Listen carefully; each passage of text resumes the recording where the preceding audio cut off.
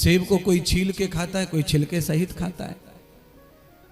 अगर सेब का छिलका खाया जाए तो क्या पाप है, पर कोई तब भी छील के खा रहे।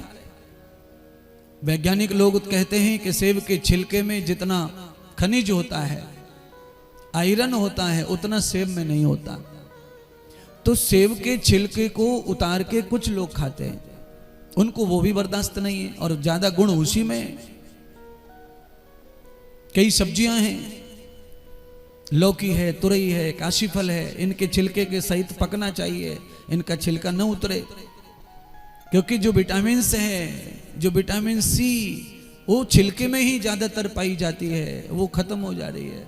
क्योंकि चंद्रमा की चांदनी और ओस जो होती है वो छिलके के ऊपर ही होती है। जहाँ ओस पड़ती है वही विटामिन है, वही सूर्य, वही सोम रस है, और वो ज्यादा चमड़ी में होता है।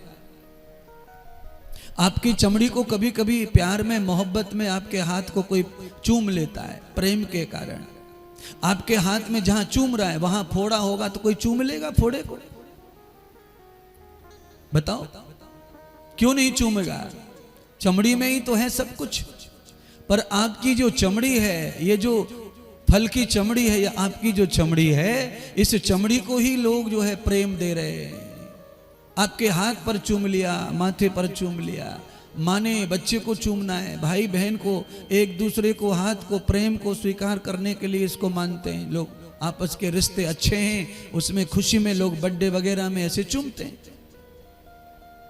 पर जहां आपके चमड़ी के अंदर का गुण बाहर आया तो कोई इसको चूमेगा नहीं। फिर फोड़ा, फोड़ा क्या है? फोड़ा अंदर से बाहर आता है, और वो शरीर में होने वाली फुंसी, फोड़े ये दर्शन कराते हैं कि तुम्हारे शरीर में पूर्णतः यही भरा हुआ है, ये तो नमूना है फुंसी, इसमें से जो निकल रहा है यही भरा है ठूस ठूस के, इससे ज्यादा शरीर में कुछ नहीं है। वो नमूना के तौर पर सब चीज दिखाई देती है, पर वो हमारे दिमाग में वो चीज नहीं आती है, क्योंकि हम तो, हमारा बच्चा है, जन्मदिन है उसका, हमारे लिए तो सबसे बड़ी खुशी है, तो हम तो कहीं भी चुम्बन करते हैं उसका, पुचकारते हैं उसको होठों से।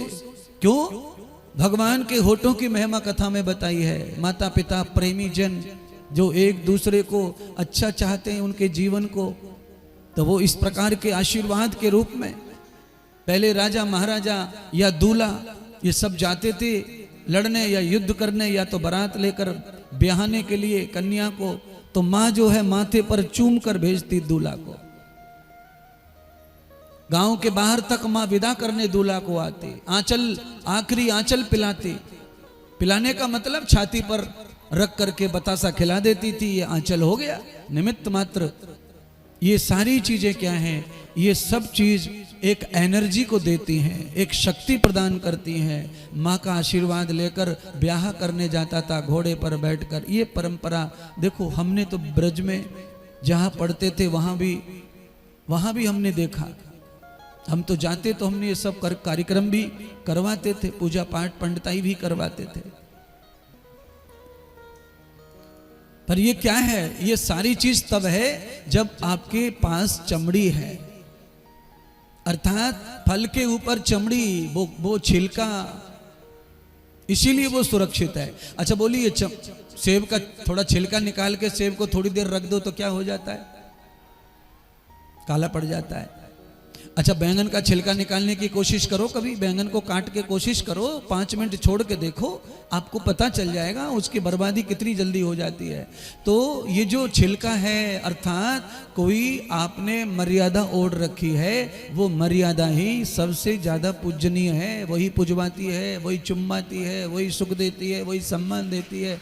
और वो मर्यादा जब हट जाती है, वो छिलका जब हट जाता है, तो फिर वो काला दिखाई पड़ता है, काला हो जाता है, क्योंकि उसका जो असली अंदर का जो स्वरूप है वो सुंदर नहीं था। अच्छा, आप तरबूजे को काट दो, तरबूजे का स्वरूप ऊपर से अच्छा नहीं होता है, इसीलिए तरबूजे को बिना काटे उस पर भरोसा किया जाता नहीं है, क्योंकि उसका बाहर का स्वरूप अच्छा नहीं है, उसका कलर अच्छा नहीं है, उसकी चमड़ी बिल्कुल अच्छी नहीं है। चमड़ी, तरबूजे की चमड़ी निकालने की कोई ताकत है आपके पास? चमड़ी नहीं निकाल सकते आप, तरबूजे का खोपटा निकाल सकते हैं।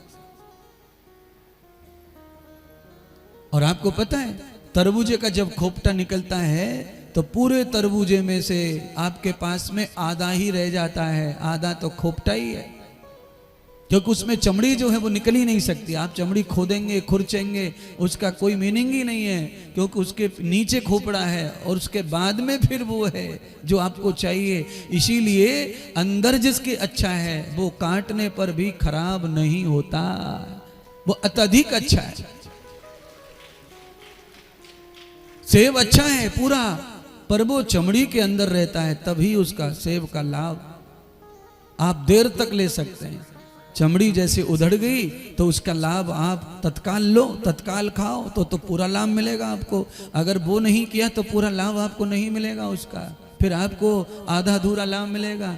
थोड़ी देर कटी हुई सेब रहती है, मैं तो स्वयं ही उसको नहीं खाता, उसका रूप बदल जाता है, बाहर का सारे दोष उसमें आ जाते हैं। अत्यधिक आयरन, अत्यधिक लोहा होने के कारण ये काला पड़ जाता है। इसीलिए उसे जल्दी खा लो सेब को, देर में काट के खाया तो आनंद नहीं आएगा उसमें।